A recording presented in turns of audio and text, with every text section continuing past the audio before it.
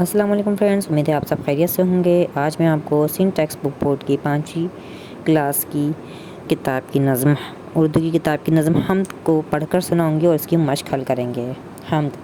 سب ہے تیری عطا اے خدا اے خدا، یوں تو ہر شے پہ ہے چشم رحمت تیری، لیکن انسان کو دی سب پہ یہ برتری، اس کو بینائی دی اس کو دانائی دی، دل کو طاقت بدن کو توانائی دی، رہنمائی کو پیدا کیے انبیاء، سب ہے تیری عطا اے خدا اے خدا۔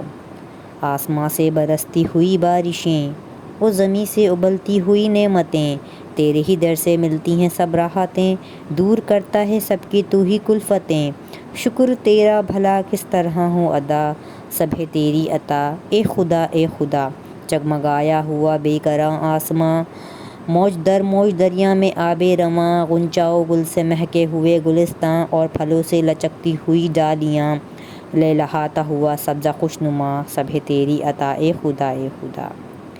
اس نظم حمد کے شاعر عنایت علی خان ٹوکی ہیں۔ مشکل الفاظ: چشم رحمت، رحمت کی نظر، الفتیں، رنج پریشانیاں، بے کراں آسماں، بے حد وسیع، بے کنارہ آسماں، غنچہ، بن کھلا پھول، ہم اسے کلی بھی کہہ سکتے ہیں۔ اس کے علاوہ موج در موج دریا میں آب رواں بہتا ہوا پانی، ڈالیاں، شاخ،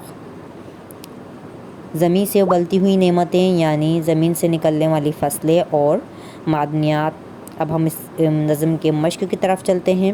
درج ذیل سوالات کے جوابات لکھیے۔ پہلا سوال ہے، نظم کے پہلے بند میں انسان کو دی گئی کن نعمتوں کا ذکر کیا گیا ہے؟ نظم کے پہلے بند میں انسان کو دی گئی نعمتوں کا ذکر کیا گیا ہے، وہ یہ ہیں: بینائی، دانائی اور توانائی۔ اللہ تعالیٰ نے انسان کی رہنمائی کے لیے کسے پیدا کیا؟ انبیاء کو۔ اور زمین سے ابلتی ہوئی نعمتیں سے شاعر کا اشارہ کن نعمتوں کی جانب ہے؟ زمین سے ابلتی ہوئی نعمتوں سے شاعر کا اشارہ فصلوں اور ان معدنیات کی طرف ہے جو ہم زمین سے نکالتے ہیں۔ نظم کے آخر میں شاعر نے کن کن نعمتوں کا ذکر کیا ہے؟ نظم کے آخر میں شاعر نے جگمگاتے ہوئے بے کنارہ وسیع آسماں کا ذکر کیا ہے، بہتے ہوئے دریا، باغ اور پھلوں سے لچکتی ہوئی ڈالیاں، خوبصورت لہلاتے ہوئے سبزے کا ذکر کیا ہے۔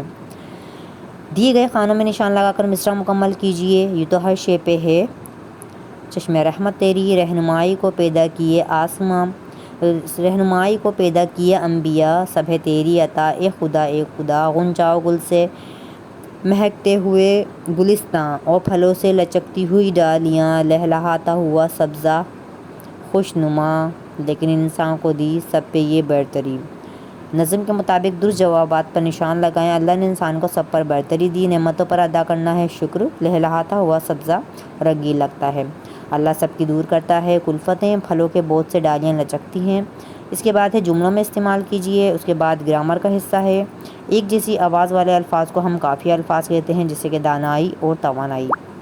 اب اس میں لکھا ہوا ہے کہ درج ذیل الفاظ کے ہم قافیہ لکھیں: عنایت، عطا، آسمان، سونا، داخل۔ مرکب الفاظ بنانے کے لیے کسی لفظ کے آخر میں جو درج ذیل الفاظ کے ہم قافیہ لکھیں: عنایت، رعایت، عطا، خطا، آسمان، ارمان، سونا، رونا، داخل، باطل۔ مرکب الفاظ بنانے کے لیے کسی لفظ کے آخر میں جو علامت لگاتے ہیں اسے لاحقہ کہتے ہیں، جیسے سائنسدان لاحقہ ہے۔ درج ذیل لاحقوں سے 3 مرکب الفاظ بنائیں: گاہ مند، بان، کار۔ درسگاہ، خوابگاہ۔ احسان مند، رضامند۔ دربان، نگہبان۔ بے کار، درکار۔